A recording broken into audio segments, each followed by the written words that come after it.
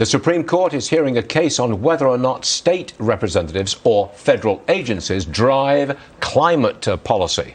West Virginia Attorney General Patrick Morrisey is leading this charge. He's going to appear in front of the Supreme Court, I believe, Patrick, and he joins me now. Is a state allowed to address climate, or is it only for the feds? That's what you're talking about here, isn't it?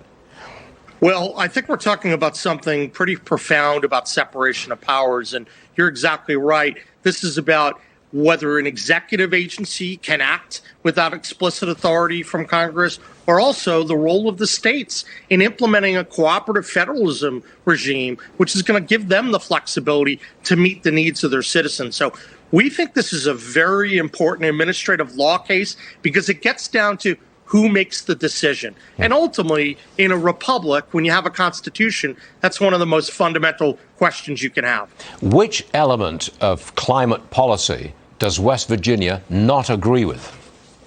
Well, I think there are a couple things about this case. First, yes, this will affect the EPA's ability to unilaterally decarbonize our nation and West Virginia. And that has a very negative effect for our state, not only in terms of coal jobs, oil, gas, manufacturing, but also the price of electricity, which is going to go through the roof.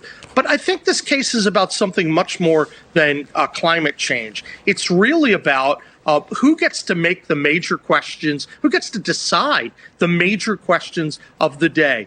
Should it be a unelected body of bureaucrats, or should Congress be required? If there's something major from a financial, political, or social significance, should Congress have to provide that clear statement to the EPA or other federal agencies? We're obviously arguing that Congress maintains its very critical legislative role in this process, and that's what we're fighting about.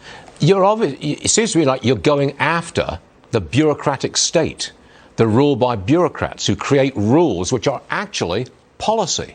That's what you want to change, right? Well, we think that the size and scope of the administrative state has grown immeasurably in recent decades. And one of the worst offenders of that has been the EPA. And we know under the Obama Clean Power Plan, they were trying to take a little used provision of the Clean Air Act and transform it so that the EPA could be a central energy planning authority. That's the kind of activity we're trying to stop. And so, yes, we want to make sure that Congress gets the reins on the administrative state and that there are clear rules as to when an agency can act. But, Mr. Attorney General, you know that they're only trying to save the planet. You know that, sir.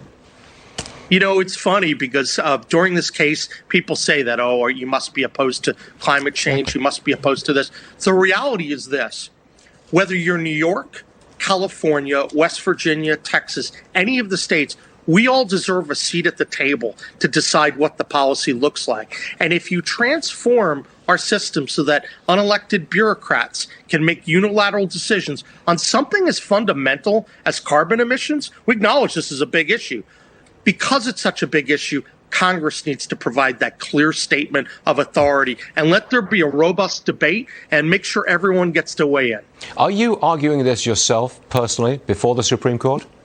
No, I have someone who's outstanding who's going to argue, and she's been getting ready the last number of months. And we try to bring a killer team of people, and I try to be the coach of the team. And then we get to put great people on the field to do incredible things for the state of West Virginia and for our country. So I'm excited. We're gearing up. We're getting ready with moot courts. We have a reply brief due on the 17th. So there's a lot underway that I'm in the middle of, but I'm excited for our team, for West Virginia, and most importantly, for our country. This has an opportunity to once again provide some clarity going forward about the role of these federal agencies and what type of power they have. Beat back the administrative state, please. We wish you well, Mr. Attorney General. Thanks for being with us today. Appreciate it, sir. Hey, thanks so much. Appreciate it. Yes, sir.